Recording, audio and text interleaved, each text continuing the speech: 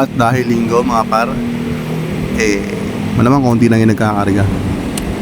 Kaya sa mga oras na to mga par, malamang konti lang din yung tao. Ayan.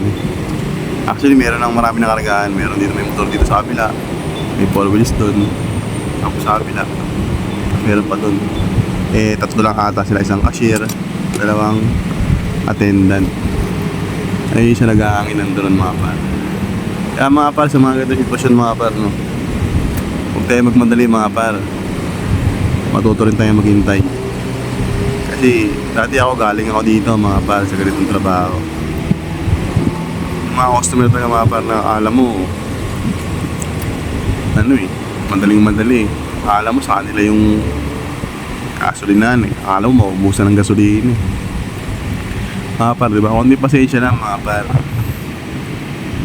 Ano ba naman yung magantay lang tayo na mga ilang minuto, diba? Kung nagmamadali tayo, di umalis tayo, lumipat tayo ng ibang gas station pag hindi tayo masikaso kagad, diba?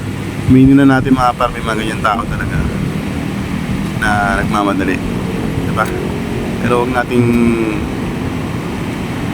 madaliin yung mga tao na nagtatrabaho dito kasi pinakukuha sa madalian yan.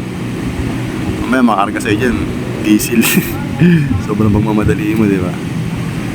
Ayan, yun lang mga par, share lang naman mga par. Ayan, tingnan nyo mga par, diba? Chill lang, nag-aantay, diba?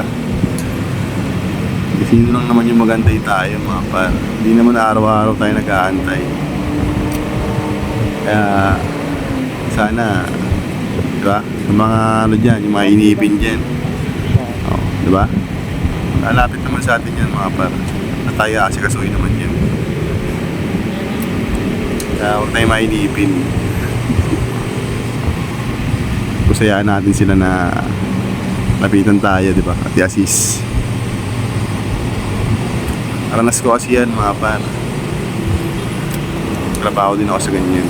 Kaya alam ko yung mga sitwasyon na mga customer na alam mo na naku. Madaling-madali. Tapos pag natapulan tayo ng gas tulad yan, huwag na tayo magalit, diba? Pagkasa na lang natin. Pwede naman natin sila sabihan na maayos. Yan lang mga par. Itrato rin natin sila na kaibigan o tropa, diba mga par? Huwag yung masyadong maselan. Yung mga par, apante tayo. Merong papagas sa kabila sa likod ko. Tsaka since pagtapos na tayo, apante na tayo, hindi yung nag-aantay pa tayo, antayin yung supli. Para makarga naman yung iba, diba mga par?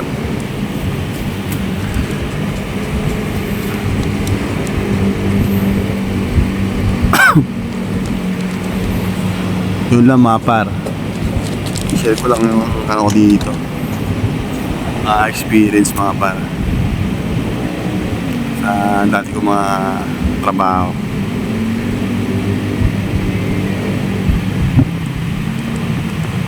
Kaya dapat matuto tayo maghintay, diba mga par? Huwag masyado mainipin ka, di lipat ka ng iba. Kung marami namang gas station at dyan maraming tao. Yun lang mga par, ride safe.